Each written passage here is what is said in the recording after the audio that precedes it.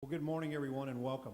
I'm Roy Williams of the Greater Oklahoma City Chamber, and I want to thank each and every one of you for joining us today for what I hope is going to be a very informative and enlightening event. Advocating on behalf of business is one of the key roles played by the Greater Oklahoma City Chamber, and as all of you know, immigration is an issue that has a very significant impact on business in our region, and the policies of our federal government make a very critical difference to these business operations. Today's event was created to give our members a more in-depth look at this issue and how smarter immigration policies could spur economic growth here in Oklahoma City and around our country. We bring you this event today in coordination with the Partnership for a New American Economy. PNAE is a national bipartisan group of business leaders and mayors who are making the case that smarter immigration laws will create American jobs for Americans. The partnership's members include mayors who represent more than 35 million residents in both large and small cities across the country, and business leaders who employ more than 4 million people. Representing the partnership here today is Robert Feldstein, a senior advisor for New York City Mayor Michael Bloomberg, who is an active member of the organization. Robert will introduce our keynote speaker later this morning. We're fortunate to have speakers with both a national and local perspective on this topic, and like you, I look forward to their presentations. Before we begin our program, we're going to take a very short break, serve breakfast, so please enjoy your meal, and we'll introduce our speakers in just a few minutes. Thank you.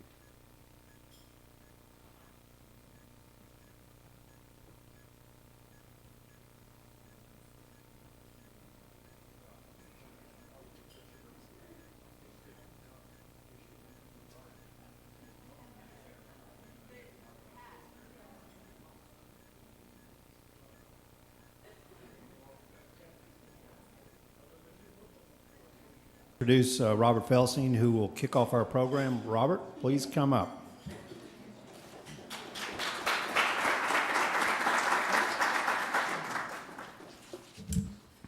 Thank you, Roy. I want to begin today by thanking the Greater Oklahoma City Chamber for putting together this great event, and I thank our panelists who are going to be joining us later to lend their insights. But most importantly, I want to thank all of you for coming and spending this morning to join us in what I think is a timely and fundamentally a really important conversation right now, a discussion about how smarter immigration policies would help our companies compete and create new American jobs. I work for New York City Mayor Michael Bloomberg, and I help coordinate the Partnership for a New American Economy, which, as Roy mentioned, is our bipartisan coalition of more than 400 prominent mayors and business leaders from all 50 states who believe immigration reform is an economic imperative. We began this coalition because not only is our immigration system broken, the debate about our immigration system is also broken.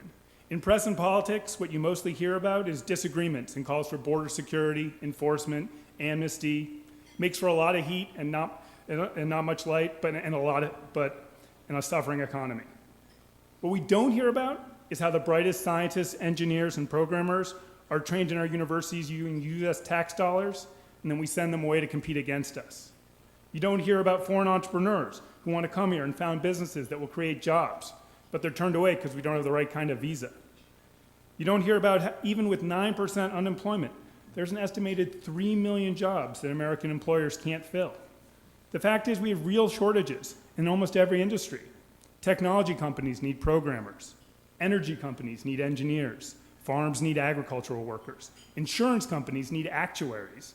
Hospitals need doctors and nurses. Now, we need to do everything we can to educate and train more Americans to fill these jobs. But that's going to take a decade, and we need to be competitive right now. Our universities are a magnet for the world's talent. And when we don't take advantage of this, we're simply leaving money on the table.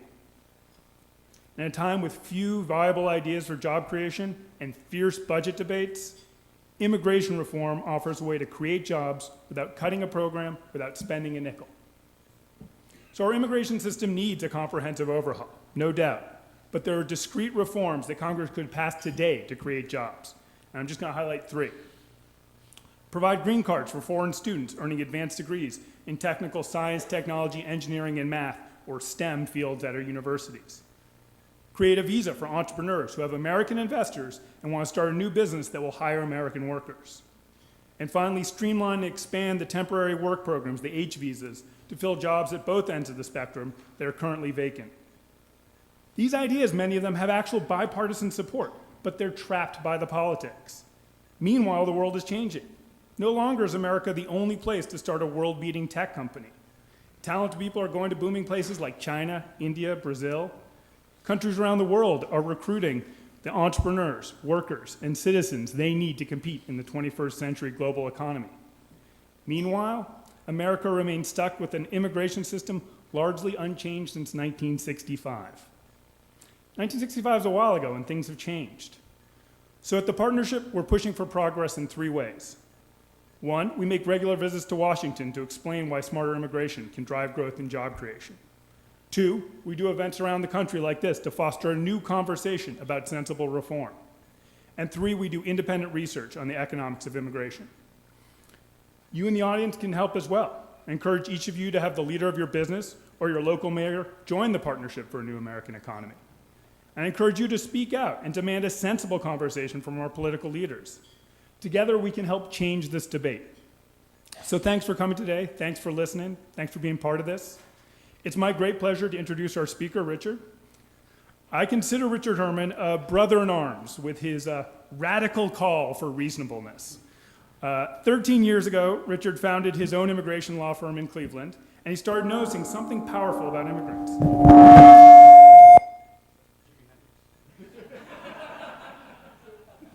And as you see, he's quite fun. And he started noticing something powerful.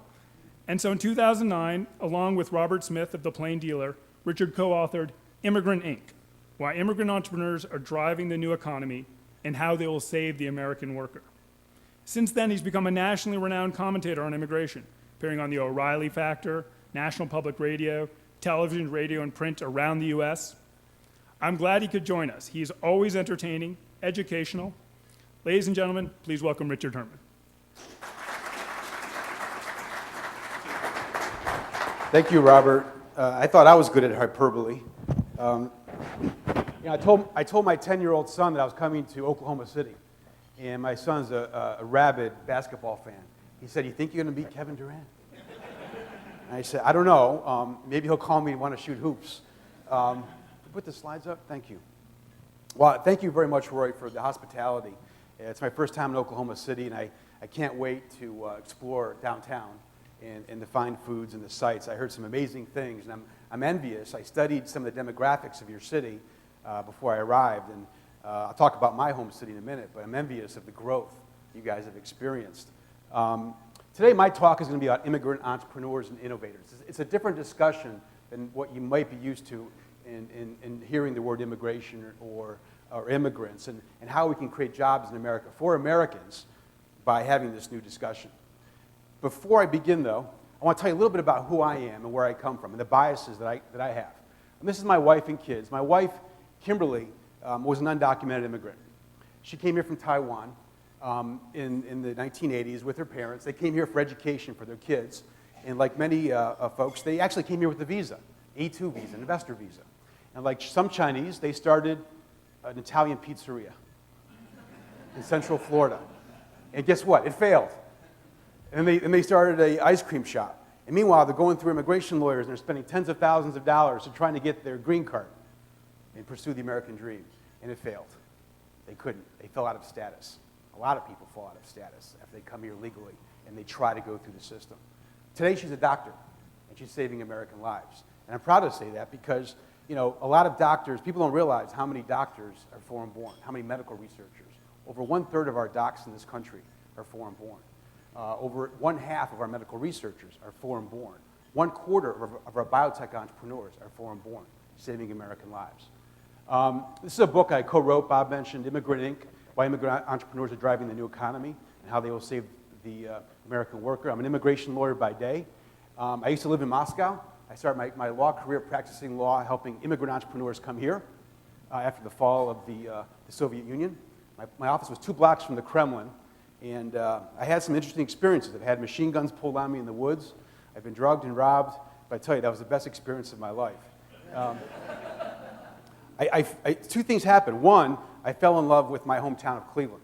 And I fell in love with this country, this great country of ours. You really cannot see the abundance that we have here until you live outside and you see from the inside, see from the outside. Secondly, I fell in love with these immigrant entrepreneurs. Particularly in Russia. The lights were going out. There's mafia problems. There's communism. There's all these things going on. And these men and women, usually young engineers, highly trained people, were transitioning to a new economy, becoming entrepreneurs. And they wouldn't say no to anything, like Sisyphus pushing up a rock up the mountain. I said, wow, what a resource. America should be welcoming this resource more and more. I also co-founded a group called TIE, Ohio, the International Entrepreneur Association, which is headquartered in Silicon Valley. It was started by Asian Indian entrepreneurs, people like Sabir Bhatia from Hotmail, Vinod Khosla from Sun Microsystem. And we've set this up all over the country, all over the world, actually. There's about 52 chapters. Oklahoma should have one if it doesn't. It's open to anybody. I'm not Indian, obviously, and you don't have to be. And it's part of the message here is partnering with immigrants can help your business and help you grow and expand your network. I also co-founded a nonprofit called Global Detroit, which is funded by a $100 million initiative, economic development fund in Southeast Michigan to reinvent the new economy, create the new economy in Southeast Michigan. When they say, I want to create the new economy, move away from or transition from old-style manufacturing to advanced manufacturing, high technology businesses, the word immigrant is going to come up right away in your discussion, right? And so Global Detroit is all about how do we attract immigrants into Detroit, highly skilled entrepreneurial immigrants, as well as neighborhood entrepreneurs to revitalize these almost like war-torn neighborhoods. They're just empty. So I'm really proud of Global Detroit. We have all kinds of initiatives, including the International Student Initiative, to help connect international students that are graduating with employers and helping employers understand how to navigate immigration law, the cultural issues, the whole issue of talent attraction, international human capital strategies. I'm also an advisor to HISTA, which is the Chinese-American version of TIE in Silicon Valley. It's the Hua-Wan Science Technology Association, which is Chinese-American high-tech and investor folks. Now, my hometown in the Rust Belt, Cleveland, I'm born and bred, raised in Cleveland. We lost over 500,000 jobs in the last 10 years. In Michigan, over 800,000. In the last 60 years, we lost 60% of our population. And as a result, our immigrant population plummeted. We used to be 1/3 foreign-born, primarily Western and Eastern Europeans. So now we're down to 5%, 10% in Detroit. And I'm going to make the case today that's not a good sign. Not just the population loss, obviously, but also the immigrant low numbers. By the way, I see in your fine city, you've increased your population by 15%, I believe, in the last 10 years. That's amazing. In Cleveland, we lost 17% in the last 10 years, which is the second fastest depopulating city in the country behind Detroit, which is 20%. I believe immigration is one of the ways to revitalize these dying cities around America. In 2012 and 11 and 10 and 9, the big question in political discourse and around America's kitchen tables is, how do we find jobs? How do we create jobs? Where do jobs come from? The president thinks maybe new law and spending might create jobs. Large corporations say, well, they're the ones that create jobs. Some of us think maybe they fall from the sky. But we know that they come from startups, new companies. This is how this country was created. We attracted the job creators. Startups aren't part of the equation. They're the equation. Here's the data from the Kauffman Foundation, which is the #1 think tank that studies entrepreneurship. Over the last 25 years, startups, companies less than 5 years old, are responsible for creating all net job creation in America. Over 40 million new jobs in that time frame. 3 million new jobs each year. Older companies destroy 1 million jobs a year. Why is that? Well, product improvements in efficiency, outsourcing, or just failed companies. So if that's true, and I think we instinctively know that to be true, right? Startups are the engine for America. And the next question from a policy standpoint should be, well, who's behind the startups? Right? If we find out that it's people with yellow or pink hair who are left-handed, wearing funky tennis shoes, and living in the Bronx, sorry, Robert, then our policy discussion is probably going to say, we got to help support those people. We got to help them do better and stronger and faster because they're going to create jobs for us. But in fact, it's not that demographic that's behind the startups. Immigrants are disproportionately driving our startups in America, whether it's bodegas down the street or high technology companies in Silicon Valley. Here's the data. Immigrants are twice as likely as American-born to start a business. Immigrants founded over 50% of the companies in Silicon Valley. I'm going to show you who those companies are in a moment. Immigrants are more likely to earn an advanced degree, invent something, and be awarded a U.S. patent than American-born. And this is not to slam America or Americans. This is just reality. And I'm going to explain how this is undermining our competitiveness globally if we don't embrace the job creators and innovators of today. These are the companies that we're talking about. I mean, Google, Intel, Sun, eBay, YouTube. These are all immigrant-founded companies. But it's not just the new generation of tech companies. Look at some of the old icons of American capitalism. You know, Pfizer, Levi's, Coors, but the beer companies always.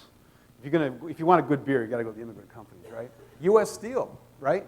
DuPont, Procter & Gamble, my home state, Ohio. Bob's research shows us that 40% of the Fortune 500 companies today were funded by an immigrant or a child of an immigrant. So, you know, Apple, Steve Jobs. Steve Jobs was a child of a Syrian immigrant. If we don't let him in, his dad in the United States, maybe we don't get Apple. Sergey Brin, a refugee from Russia, came here with his parents as a 6-year-old child. If we don't let that refugee family in, maybe we don't get Google. Or the world doesn't get Google, right? These companies I'm talking about, the Fortune 500 alone, employ 10 million people worldwide, and they generate 4.2 trillion with a T in revenue per year. This is not chump change, right? These are the 7 of the 10 most powerful brands in the world are created by immigrants or children of immigrants. Look at these companies, McDonald's, GE, Ford, AT&T, Boeing, Disney, Apple. I mean, it doesn't get more Americana than that. Follow the money, right? What do the venture capitalists say? Well, the venture capitalists say that 25% of all public venture-backed companies are funded by immigrants. At a high-tech label, it's 40%. The market cap is $500 billion. And some of our biggest VC firms in the country, like Sequoia and others, I mean, they'll go out and they put that on the website. We invest in immigrants and first-generation Americans. We love them. Michael Moritz at Sequoia, he was the early investor in Google and Yahoo and PayPal. How do you capture lightning in a bottle once, let alone 3 times? That guy did. Well, he's an immigrant from Wales. He knew the story. He knew the work ethic. He knew the innovation that was lying underneath those foreign accents and visa problems and all that. So why are these immigrants doing so well? Well, Ed Roberts, who founded the MIT Entrepreneurship Center, says, Richard, it's obvious. To immigrate is an entrepreneurial act. To jump out of an airplane almost, metaphorically, without a parachute and going to a new land, maybe not knowing the language, having no family or friends, and trying to make a new life, that's an entrepreneur in and of itself. That's a risk taker, right? They got to have some really hard endurance to survive that kind of pain of dislocation. Of course, these are the faces behind the individuals we talk about. We can throw data your way, but these are really human stories. And that's what I tried to flesh out in the book that I co-wrote. You know, what are their stories? And they're not all, you know, rosy pictures. There's hardship, there's sacrifice, there's leaving behind family members back home. It's not just entrepreneurs, it's innovation, right? Who's filing patents in America? And look at some of our companies, our big companies. 2/3 of their patents are filed by foreign nationals. So again, if our policy doesn't welcome these folks and kicks them out, you'll see what's happening in a moment, we're hurting ourselves. Immigrants also help in trade. Okay, so where is most of the world's economic growth going to be the next 5 years? Outside the United States, right? It's going to be in China, India, Brazil, and other places of the world. IMF, International Monetary Fund, says 87% of the world's economic growth in the next 5 years will be outside the United States. That's why Obama is saying, let's double our exports in 5 years. Sell overseas creates jobs at home, right? Well, how do you sell in China? How do you sell? He knows. This gentleman knows. He goes to China all the time. I was in China in November pitching some projects. It's not easy. You've got to go with Chinese partners who know the way of the land, who know the language, the culture. Same in India. Same in the Middle East, right? So our foreign-born American partners here can straddle both cultures, both languages, both markets simultaneously. There's not a lot of research in the U.S. on this issue, but in Sweden it shows, you know, an immigrant population correlates with a a higher increase in trade with that foreign country. Another study by the Partnership for New American Economy and the conservative think tank, American Enterprise Institute, found that for every one international student who earns a U.S. advanced degree in STEM and who stays in the United States, creates 2.62 jobs in America. Let's talk about foreign students in Oklahoma. By the way, I'm sorry, I didn't change this. This should not be North Carolina. That's from our road trip. That's from our road trip 2 weeks ago. I apologize. Foreign students in Oklahoma, not bad. You're in the middle of the pack in the country. 8,000, almost 9,000 international students who are pumping in $189 million per year in the state's economy just by tuition and living expense. Okay? Now, the real payoff is not the cash.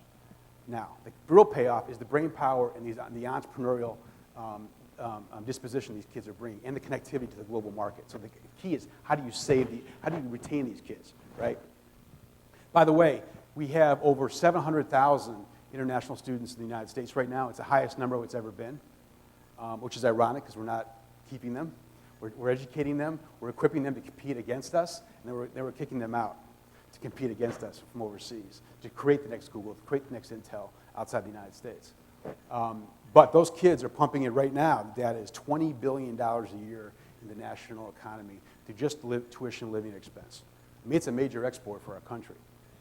But the real problem is that our kids are not going to STEM. So from a national security standpoint and an economic standpoint, if our kids are not becoming scientists, who's going to do our job? Who's going to do our science jobs? Who's going to create the new technology?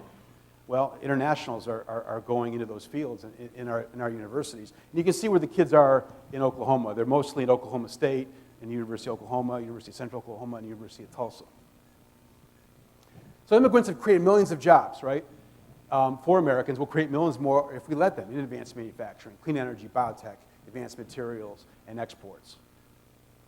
Now, this is the question that keeps me up at night. It doesn't concern you necessarily, but can immigrants save the Rust Belt and struggling cities around the country? I think they can. But isn't immigrant a dirty word? Right, I just showed you a bunch of nice slides about immigration and good things. These are not those are the slides you don't see on the national TV or the talking head shows, right?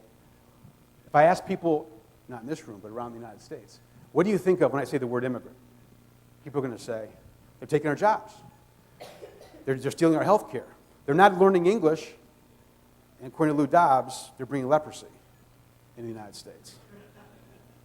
They're ruining America. And this is really what, if you look at the congressional record from 1911, it's the same conversation, but a different group. It was about the Jews. It was about the Irish. You know, they're the same thing, right? This is what we see on TV. The invasion is on. The border invasion is on. They're animals. They're coming in and taking all of our stuff, and our backyard picnics are never going to be the same. But like I said, it's an American narrative. We've been through this many times before. 1780 was the Catholics. 1850 was the Chinese Exclusion Act. Oh, the Chinese are great to build our railroads, but we don't want them around, right? In 1920, the Jews, oh my gosh, the country's going into hell in a handbasket, and now it's largely Hispanics. But don't get fooled. People will say, well, not legal immigrants, Richard. We're not against legal immigrants. Well, some of the hardest hitting groups in the national scene on the policy side, opposing immigration and supporting immigration restrictions, are also asking or demanding for restrictions on legal immigration. They want to reduce it. Okay? It's all one game. So we can't have a rational discussion based on economics on immigration. It's always politics. It's always emotion, right? We're screaming at each other. And part of the thing is the information that's out there. You know, the information that keeps putting out there is stoking the fear, is stoking the anger. For example, we keep hearing that immigrants are creating all this crime at the border, at the U.S. border. Well, we were just in El Paso with a Partnership for New American Economy, and the mayor of El Paso was sitting next to me. He said, Richard, you know what my job now is? I got to travel around the country to tell the country that we're a safe city. People think that the drug wars have infested El Paso. He says, according to the FBI statistics, for a city our size, we're the second safest city in America. I mean, in Cleveland, I think I should walk around with a flak jacket compared to my time in El Paso. I was walking around at midnight. I felt it was great. Incarceration rates for foreign-born are 1/5 those of American-born.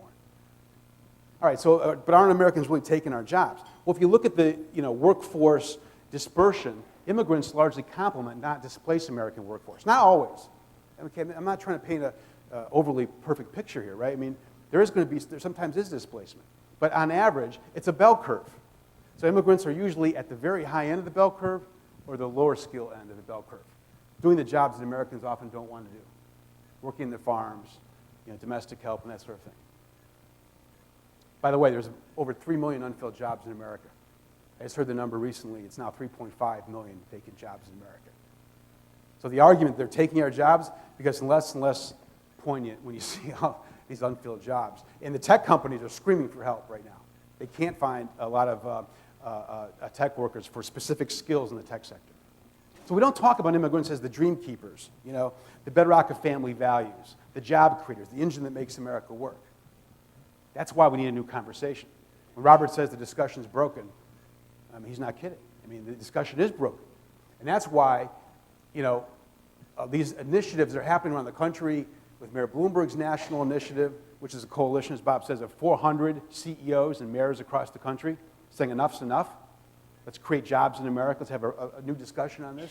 That's why the city of Dayton, the mayor, is on national TV, and he's saying, my city is dying. I've got 160,000 people left, and we need immigrants to come in and renew those neighborhoods, start small businesses, right? That's why the mayor of Philly, which for 60 straight years had a loss of population and just now had a recent uptick an increase in population because of immigrants. That's why he started Global Philly, which is a language access program for City Hall. That's why Mayor Emanuel in Chicago just came into office and said, we have no money for anything new. We've got to cut the budget.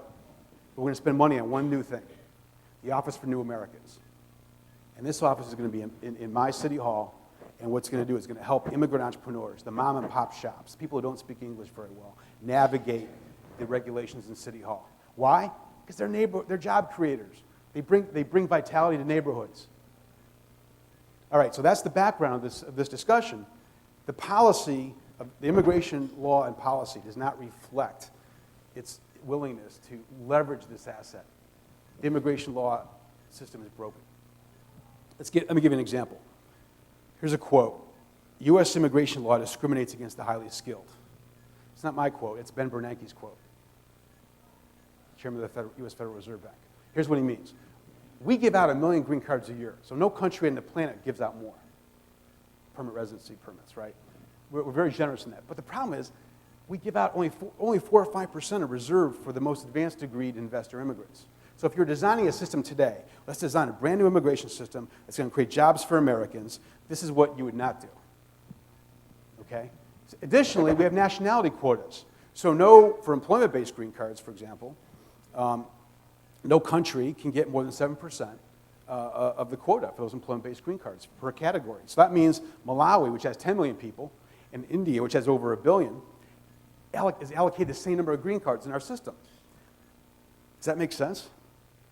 I mean, that might have made sense in 1965, but it doesn't make sense in 2012.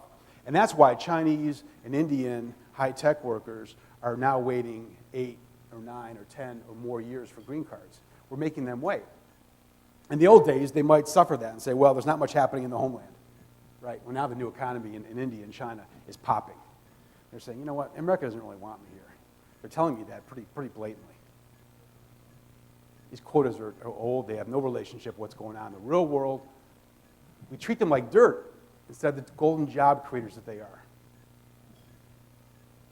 You can't read this, too small, but it's a pictorial to demonstrate the legal immigration system through employment. If you think it's that easy, what part of legal don't you understand, they say to me? I understand it, do you? It's like Kafka. Strange, it's a Kafkaesque maze, This is what Mayor Bloomberg calls national suicide. I mean, this is a budget-neutral solution to help us in national defense, help us in creating jobs, rebuilding American cities. It doesn't cost money to change this law. It's not just PhD immigrants. It's all immigrants with a dream. It's all connected. Let me briefly touch on undocumented immigration.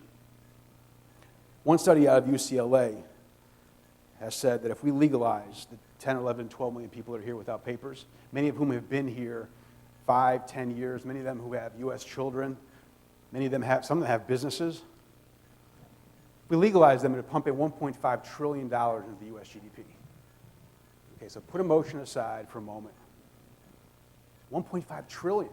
I mean, if economics is driving if we're really concerned about our economy, shouldn't we do this with a stroke of a pen? We can make them pay a penalty. We can make them, we've done this before, we've got better border security. We've got to have a secure border, no doubt. But economics should drive the discussion, not fear and emotion. And by the way, on the Hispanic side, I just want to say a few words about Hispanic-owned businesses in America. Right now, 23% of all new startups in America are Hispanic-owned. 1996, that number was 10%. We have 2.5 million Hispanic-owned businesses in America. Their gross revenue is $400 billion. Their payroll is $65 billion, and they employ over 2.2 million Americans and others. That's pretty powerful. And they're watching this discussion that we're having in America today. The richest regions, this is not a new issue or acknowledgement, the richest regions in the U.S. are those with the highest proportion of immigrants. President's Commission, 1953. So the data, I think, is pretty compelling. But we need metaphors to connect emotionally. And as a big sports fan, and by the way, you got to love Kevin Durant, but I fell in love with an NBA player once. His name was LeBron James. Diversify. Diversify. All right, so we love our sports, right, as Americans. We love it. So when Dirk Nowitzki held up the NBA championship trophy last year, I didn't see Americans in the streets saying, the foreign-born players are taking over. They're taking our jobs, taking our trophies. 20% of the NBA is foreign-born. 1/3 of Major League Baseball is foreign-born. 80%, not surprisingly, of hockey is foreign-born. So we don't mind that, right? We like it. And why? Because we want to win. We want to win those games. We don't win on the court, on the field. So why don't we approach the economy the same way? Why don't we want to win the global economy game? Because if we did, we'd have a different discussion about this, about talent. We don't care where they're from. We don't care, what passport they were born with, what accent they have, or what color skin they have. We want to build the most powerful teams on the planet and win. And that's the conversation we got to have in America today on immigration. And to show you how Congress is saying, no, we're not going to help you with that, America. We've had bill after bill after bill that was targeting through comprehensive approaches, or even like surgical approaches, very narrow bills, like the startup visa bill to help immigrants, primarily international students who were graduating with a great idea in technology, entrepreneurship, and was attracting venture capital. But there was no visa for them. So this bill was going to say, hey, let's give them a visa and access to a green card. If they can attract foreign American venture capital, shouldn't we allow them to stay? This is the next Sergey Brin or the next Andy Grove from Intel. No, Congress says, not important. It's not. The word immigrant's in the bill, right? No, we're not going to do that. How about this? Staple green cards to PhDs graduating from our universities in technology and energy. No, the word immigrant or immigration's in the bill, right? No, we're not going to do that. Same thing with the DREAM Act. Kids that came to the United States as children, if there's a sin on their parents' soul, and I don't think there is, from an economic standpoint, there's no sin on the children's soul. So now these kids, there's 800,000 in America, graduating from high school, there's no Social Security number. And oftentimes they can't get into college, even though they're valedictorians in their own high school, or they can't get a job if they graduate from high school, from college. If they go into the military, they're going to college, shouldn't we give them a green card? No. Fairness for High School Immigrants Act, passed overwhelmingly in the House. Senate, stalled. Republican-sponsored bill, BRAIN Act, great idea, still there. So one of the things the partnership did is went into Iowa before the Republican caucus and did some polling. Okay, what are the Republicans thinking on this issue? And look what we found. Immigration enforcement is not a top-tier hot-button issue. It's in the media, it's a hot button, but in the party it's not, in Iowa at least. 72% are open to allowing international students to enter the workforce after graduation. 64% are open to streamlining process for unfilled seasonal and permanent jobs. 71% open to increasing opportunities for foreign entrepreneurs to move to the U.S. to start a business. Frank Luntz, the pollster and author, who came up with the phrase, the death tax, you remember him? He looked at the immigration issue recently. And he was trying to find phrases and imagery that can help convey to Americans that this is a good thing. And here's what he came up with. This phrase pulled very high. His phrase was, tall fences, wide gates. He was actually channeling Ronald Reagan. If you remember, when Ronald Reagan often referred to the shining city on the hill, the city that attracted immigrants from all around the world. That's what made us great, and that's what made us strong. And if we had to have a fence, that's fine. But if we're going to have a fence, let's make sure we have a door. And the door is wide enough to allow those with the gumption in the heart to get here and to create a new life and to strengthen this country in the process. Tall fences, wide gates. This is the phrase that I like to play with. Talent is the new oil. Drill, baby, drill. That might resonate in Oklahoma. Although I see some of your companies here coming into Ohio with the natural gas fracking movement. And Ohio our governor is very optimistic about the growth of that industry as much as it's happening in western Pennsylvania. But Tom Friedman writes, this has been the American recipe for success. Don't you remember that? You pour in the most hungry, diverse, energetic, smart people from around the world. You stir and repeat, you stir and repeat, you stir and repeat. It all comes down to this. We're all immigrants, even those that came here involuntarily to this country. It's in our DNA. We're survivors, we're strivers. There's no country like this. 2/3 of America, almost 2/3, are either immigrant, a child of an immigrant, a grandchild of an immigrant, married to an immigrant like me. It's an amazing situation here. And one of the, in the book, we have a chapter on Google. Google was a beehive of immigration, from one of its founders to, almost all of its first employees, 10 employees.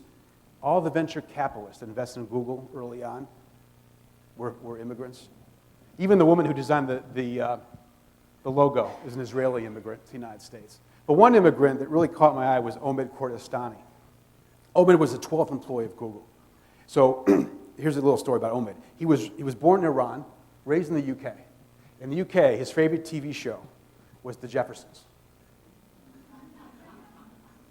So there was an African-American entrepreneur in New York City. He had one laundromat shop. He was struggling, making ends meet hardly. And then all of a sudden he succeeded and bought another one and started another one and then another one. Next thing you know, he's living in a great penthouse in New York City. And the theme song is Moving On Up to the Great Penthouse in the Sky.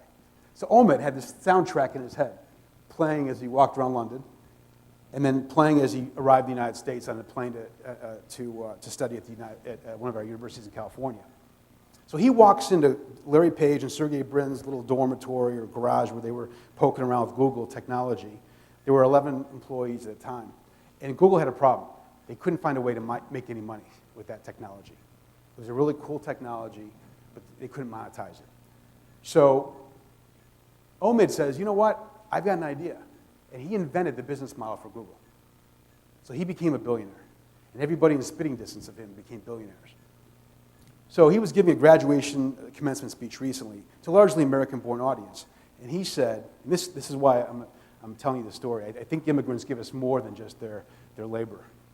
They give us the American dream. We import the dream through them. They remind us the dream exists. He says, being an immigrant gave me an edge in business in America. I'm optimistic. I'm relentless.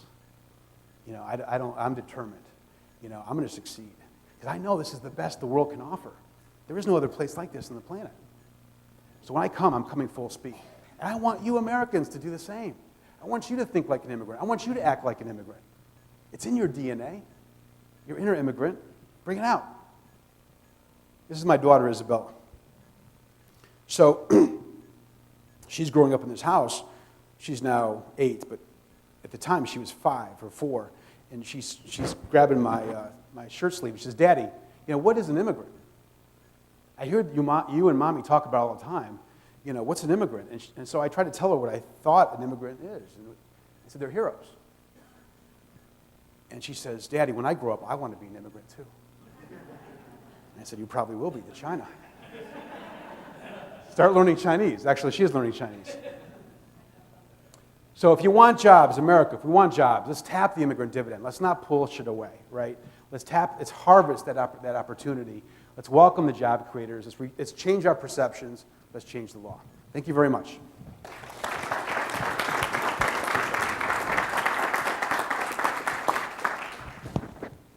Thank you, Richard. We've got a couple other things we want to do. We have a local panel. We kind of want to bring this local and have a little bit of a discussion about issues that people really hear or face each and every day. I would say I lived in Ohio for a number of years. I have a really good friend who is my peer in Cleveland, and I really can understand the issues that they're facing up there. Fortunately, we're not in that same boat right now, but I think we can learn a lot of lessons from it.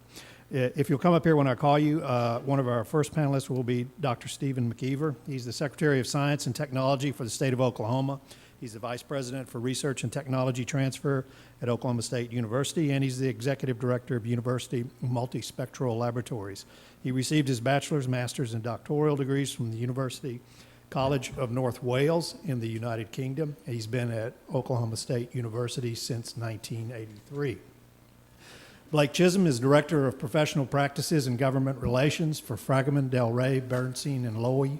He previously served as Senior Counsel to the Immigration Subcommittee for the U.S. House Committee on the Judiciary, where he worked on policy and oversight issues related to employment-based immigration, international law, border security, immigration enforcement, refugee issues, naturalization, and citizenship. Blake co-authors a treatise on an immigration law, immigration practice. He's a resident of Edmond. Chris Dashney is the hockey operations manager for the Oklahoma City Barons and manages the day-to-day operations of Express Sports Agency, representing bull riders in the Professional Bull Riders Association. He's worked in the professional sports for 17 years as a player, coach, and administrator. I'm first going to ask each of you to talk very briefly, and I emphasize very briefly because of the time frame, about the work that you do and how it relates to immigration. Then I'm going to ask the panel a series of questions, and finally, the panel here and Mr. Herman will take questions from the audience as time permits. So we'll start with Steve. Steve, go right ahead and share with us kind of the work you do and how it relates to immigration. Well, thank you, Roy.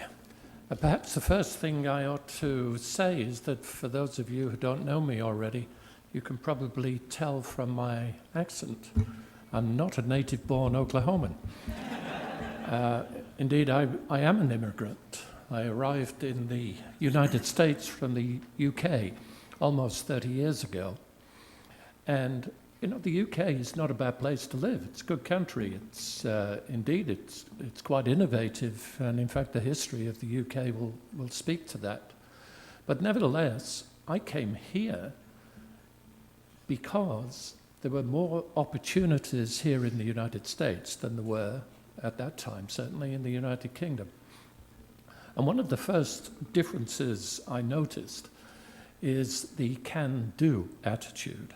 That's the can-do attitude that I find here that I did not find in the UK. We had lost that.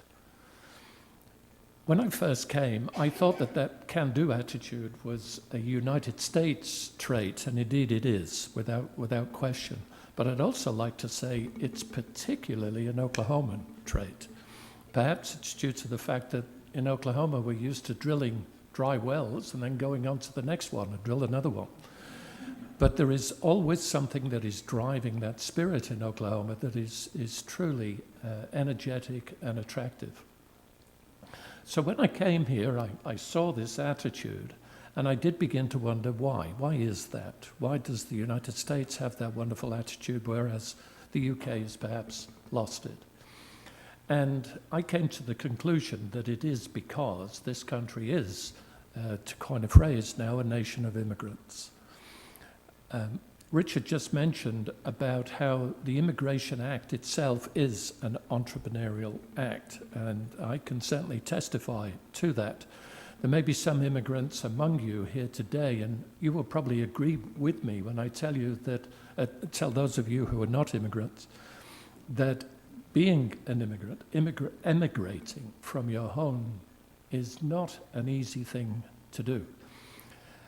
You have to say goodbye to family, goodbye to your home, goodbye to your friends and head for a place that you've never been to before, perhaps a vacation once or twice, but head to a place where essentially you've never been to before, where the culture is totally different. Believe me, the culture is different between the UK and Oklahoma.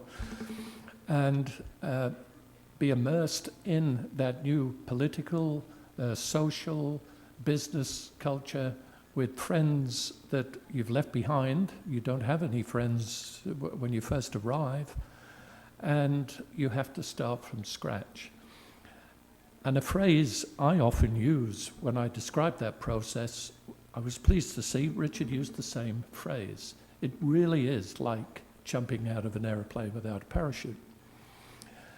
So to be a nation of immigrants like that, and what was the statistic you said, that how many of us are either immigrants or children of immigrants or married to immigrants? 60%. To be in a culture like that, you're surrounded by people who are willing to take risks. And that is exactly what an entrepreneur is. It's no surprise to me at all to see the number of CEOs of major corporations who were immigrants or children of immigrants. To me, that follows like the number 2 follows the number 1. It is an obvious thing. Therefore, the fact that the United States has made it so difficult for our immigrants to come here at the moment is a national tragedy. At the university, and I am the Vice President for Research and Technology Transfer at Oklahoma State University, we thrive on our immigrant community. They add a dimension to the life on campus that simply would not be there without them.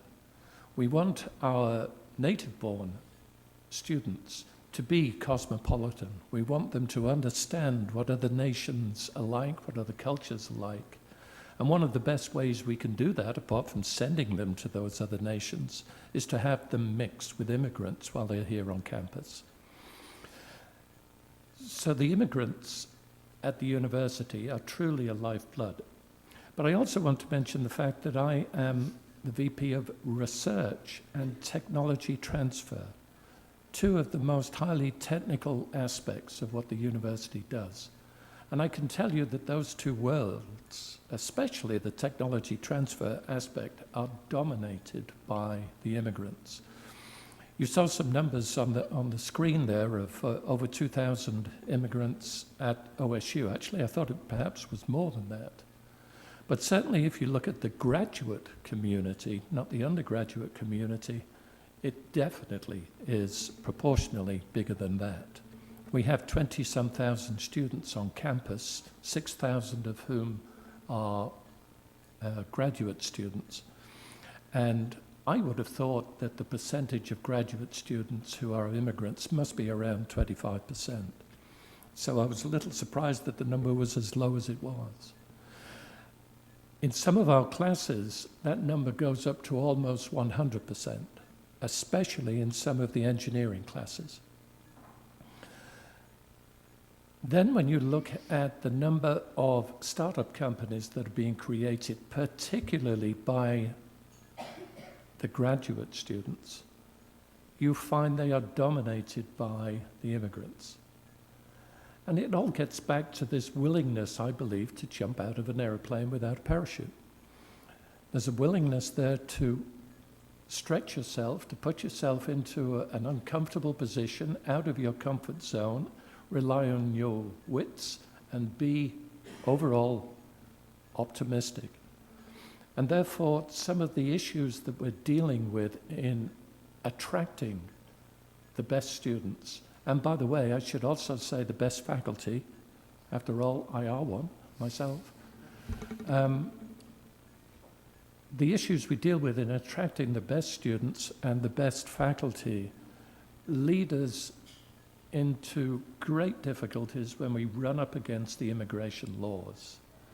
We do have occasions where a faculty member, say, or a student is here on a visiting or temporary visa, such as an H-1B visa, and because of some timing issue whereby they went home to visit their family for a vacation and they were not allowed back. We've had an engineering professor that's been in his home country now for 2 years waiting to come back, just because of an issue like that. So that's the perspective that I'm bringing to this discussion. It's one of having done it, and I have gone through that maze that the cartoon that Richard had up on the board there. It really is a maze of regulations and bureaucracy. But the need for immigration reform is vital in this country. It's not just important, it is vital. Thank you.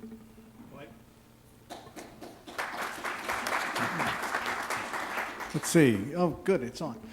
Thank you very much. First of all, I want to say thanks to Richard. That was absolutely fantastic, and to Robert and the partnership. And I can only tell you, Robert seems really understated, but the work that the partnership and the mayor's office is doing on this issue is absolutely phenomenal, not just in Oklahoma today, but around the country. I work for Fragaman, Delray, Burnson, and Lowy. I say I work there. I'm a partner in the firm. I direct professional practices and government relations. I like to say that 10 years ago, I knew I would claim that I could go toe-to-toe with anybody in the country about that maze that Richard showed you. I write or co-author an 1,800-page book on immigration law. I used to say one day a year I knew more than anybody about immigration law. It's the day I sent the galleys off to the publisher. And then I went into politics.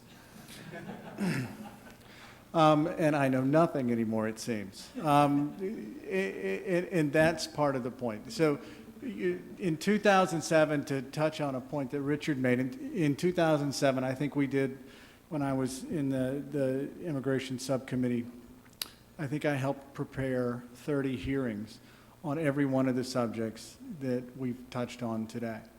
Every one of them. The statistics haven't changed. The laws, the words that I wrote on paper haven't changed that much. All these bills that are out there today, I look at them and go, oh, I remember when I wrote that the first time. It hasn't changed. It's an attitudinal change. And in about 2025, when Bill Clinton used to say, demographics are destiny. And in about 2025, we'll be all good. Everything will, we don't have until 2025. My law firm is a global law firm. I have 38 offices, 39 offices in 15 countries.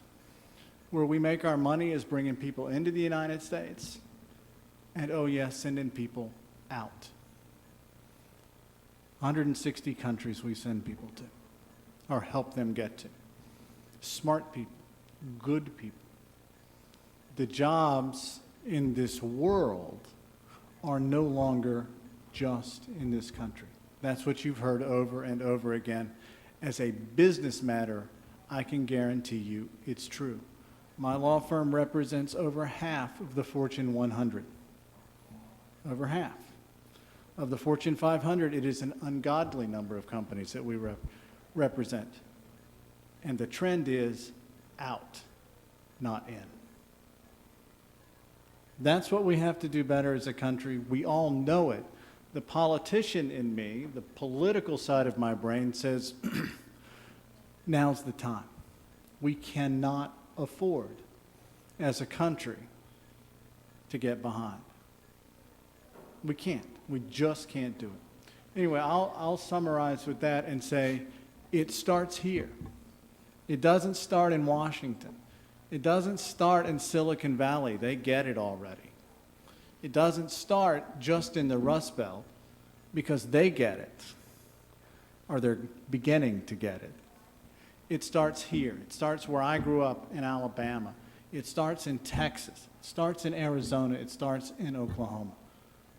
And that's why I think the mayor's efforts and the partnership are doing so well, taking us out on the road to Raleigh and to El Paso and to here is the right answer. So thank you all for coming, and thanks for having me, and it's a real pleasure. Glad you're in Italy. Good.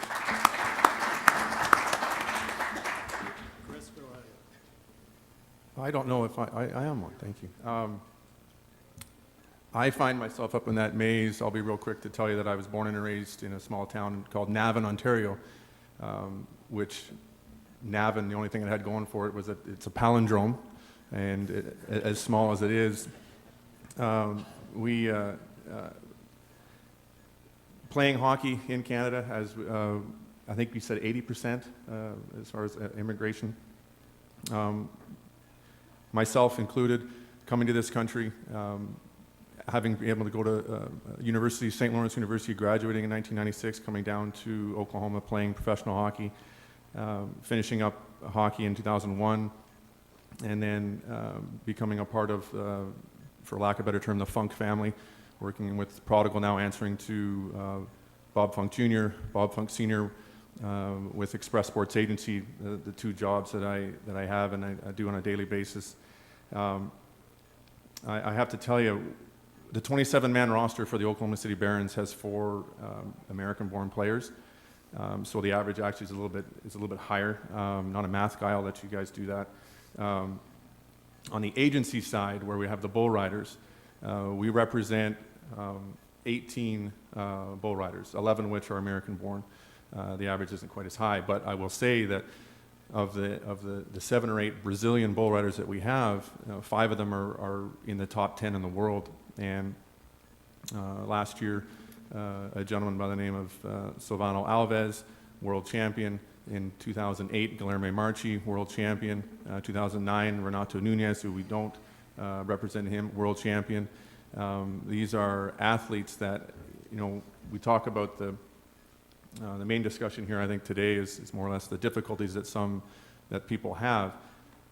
The pro athlete, I think that maybe I don't know if the right word is that it's easier for them to come to the U.S., having that skill set and that skill level that they have, but it's staying. The biggest thing for me that we on a daily basis with our Brazilian athletes, they're not employees of ours. We represent them on an endorsement level, but we try to make sure as soon as they come in, when we identify that there's an athlete that we want to represent, then we have to make sure we steer him in the right direction as far as if he's entering with the right visa, and then to get into the P status and all the different statuses that they have to maintain their eligibility and to stay here legally. The biggest thing, and I'll tell you, from a human interest level, especially on the bull rider side, these are guys that come up here, and it's not necessarily just a land of opportunity. They have a very small window to be successful. I liken it to an NFL lineman, if you will. They've got a couple of years to make it and make their money, if you will, and get it done. But when they're here, they're buying ranches, they're buying land, they're paying their taxes, they're doing what they need to do to assimilate. One family in particular that lives in Tyler, Texas, they only allow, and this is coming from the wife more than anything else, they only allow English speaking at the home. They always have their friends come in and have dinners on the weekends, and it's English only all the time, so that their children, who are born here, but their children know and understand that English is the first language, and to be able to go to school here. Now, granted, they'll always, they'll learn always have the Brazilian, the Portuguese, if you will, as well, because they do go back and forth. It's not that they come here and they stay here. They do travel back and forth, but they set up shop, if you will, have their kids go to school, and they become part of the community. And on the hockey side, right now with the Barons, I don't handle the immigration. I used to handle immigration with the teams that I was involved with the Central Hockey League. Things have changed a little bit over time. The introduction of the P1s for the hockey players, it allows their status to come. Again, it's not that it's easier, but the limitations that the H2Bs used to have, they're just not there. But again, it's keeping them, we've talked about it, it's keeping them in line, making sure that they're following what has to happen, in a timely fashion. Their visits back home, they can't happen when you're here. You need to stay here, and maybe if anything, not that we want them to be able to be back and forth more freely, whether it's the stays that they have, I just know that when they're here, and again, I can maybe speak from the human interest side, when they're here, they are a productive part of the society. And with renting the apartments and all sorts of stuff, they do create, can you pinpoint a hockey player, staying in Oklahoma City and staying in an apartment, is he providing a job? I can't say that, there's a certain person that's getting a job out of that guy staying, but I do understand and I do know that, when they're here, and we've got 30 guys here, again, what I say, 4 of them are American-born, they are a productive part of it, and it's kind of what we're all about. I mean, no disrespect to the American-born players in hockey, because they are very productive for the Barons. They are, part of the better players that they have. We can't field a team of 27 American players. It won't happen. And if you did try to do it, you won't be good. We're having a hard enough time. We're having a hard enough time getting fans to come to the games anyway. We want to make sure we're a pretty good team doing it. So, and then the same thing on the Brazilian side. And I'll end just by, and this is it's not a slight on the American society, but when we talk about 3 million jobs or 3.5 million jobs, and the people are doing the work that the Americans won't do, what I see at the PBR and what I see what the Brazilian riders are able to do and how they commit themselves to being the best in the world and how they want to attain that lofty goal of a world champion, I don't see it in the American bull rider. I'm there every day. We're going to Kansas City Saturday, Sunday for another PBR event, and I'll see it again. Currently, right now, Valdron de Oliveira, he's the #1 rider in the world. We're fortunate enough to be able to represent him. There are a couple of American kids in the top 5, if you will, in the top 10, but on a week in, week out basis, to be able to, to make sure that they are always prepared and always ready. They understand, whether it's thinking like an immigrant or however what goes through their mind. It's in the forefront. Maybe it's because they didn't have MTV growing up all their lives. I can't pinpoint it. But when they come up here, they want to stay here and they want to be the best, and they show me on a daily level, as far as how much work they put into being there, and that the productive part of the society that they are. So I guess I really appreciate the Chamber inviting me to be a part of this. I don't come with the education, I don't come with the letters behind my name, and no disrespect to the people that are speaking before me. Maybe more from a human interest level that I can speak to it and say that these guys they're good people. They're good people, very productive, and I'll tell you, we're searching for more of them. We've got a guy that used to ride bulls for us. Paulo Krimmer is his name, from Sao Paulo. He used to ride bulls. He doesn't do it anymore. And he is down in Brazil, back in his home, and we talk to him weekly, and we're looking for more, and we want to bring more up here. And that's just, I'll leave it at that, and just that we know that they're there and that they can be productive and that they are. Thank you. Thank you, Chris. So, Steve, do you want to play hockey or ride bulls?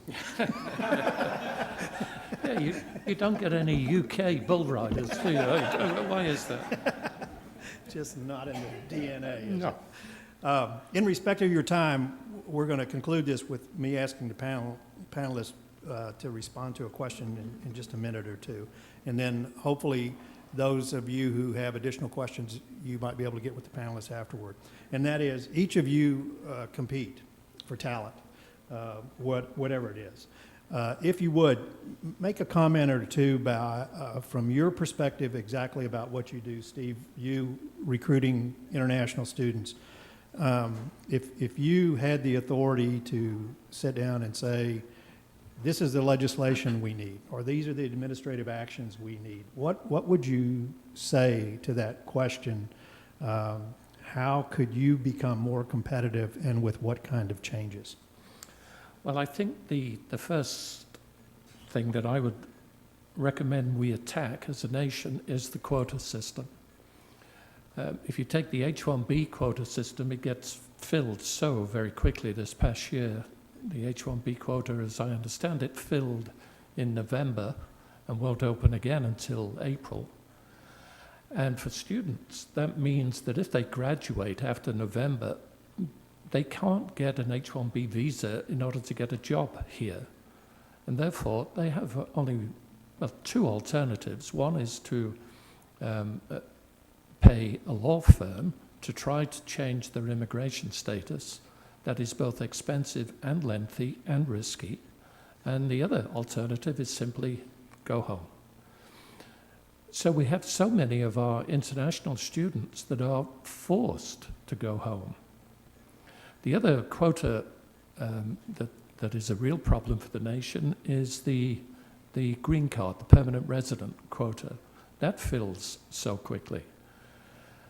The waiting list, and this was alluded to earlier, for some nations is something like 7 or 8 or 9 or 10 years. When I did it, but 30 years ago, it was much smaller than that. I only had to wait 2 or 3 years before I got my permanent residency. But waiting times of that length because of the quota system are just unacceptable. Really, what we're saying to all of these students and young people, and remember, these are people who are highly qualified.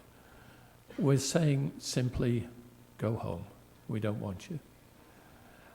So, however we do it, and I would defer to the legal experts for how this should be done. The thing I would like to see changed the most is this quota system. Increase the caps or remove them entirely. Thank you. Blake? In the short term, so I'll talk in the short term because I think that's as far as we can think politically these days. I would like to see us focus on green card numbers.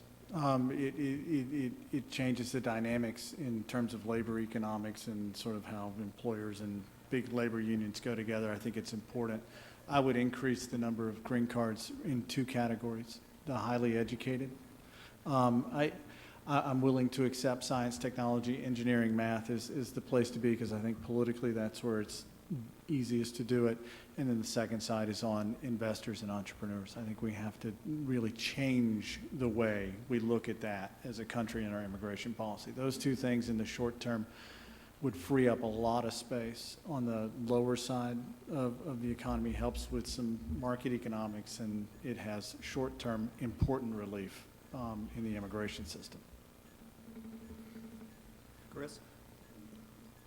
You know, I understand when we talk about quotas and when you have a larger number of people, and the quotas don't so much affect the pro sports as much when these players, or for instance, the hockey guys, you know, when Edmonton, we're affiliated with Edmonton, when Edmonton drafts these guys, and let's face it, it is a worldwide sport. You know, they're able to get their immigration visas for them, and as long as they toe the line as an individual, they're all set. But I think maybe after they're done their playing days, you know, what I forgot to mention was, you know, all 3 members of the coaching staff plus the day-to-day general manager of the hockey team are all Canadian here on visas. After the fact, after these guys are done playing, if they want to, you know, go into coaching, go into management, go into ownership, investment, you know, make sure that the education is there, that they understand that it's attainable, and then, you know, not to piggyback so much. If it is a quota issue, then by all means, let's up the quotas. You know, again, I'm not with the hockey. The fact that it's more of a specialized profession, bull riding as well. It's not necessarily that the quotas are not there for them. You know, when you're talking about the PBR, it's the top 35 guys in the world, but there are 550 other bull riders that are trying to get there. You know, and they're, you know, I don't want to say worldwide as much as it's, you know, South America, U.S. or Canada predominantly. You know, it's attaining them, or excuse me, retaining them, if you will, retaining that. The knowledge they bring to the sport, the professional sports, and this is not just for bull riding and hockey. This is all across the board. You know, it's the same thing as scientists and educators. You know, if we can keep that knowledge here, if we can keep that professionalism, and whether it's education forums like this, I've learned so much this morning here. Even though I am a part of that chart that you have up there, I've learned more this morning than I've learned about education in years, even though I live it daily. So. But again, it's the education and retaining these professionals that they are. Thank you. Would everyone please help me thank our panelists and our speaker, Robert?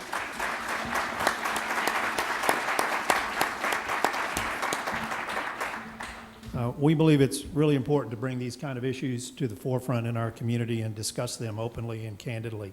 So to the panelists and Robert, thank you very much for being a part of this. At your table, we have a calendar of events. for upcoming events for the chamber. Please take that with you. Again, if any of you have any questions, please feel free to come to the panelists individually. We promised you to be out of here at 9. It's about 2 minutes after. So again, thank all of you for being here. We appreciate it. We're adjourned.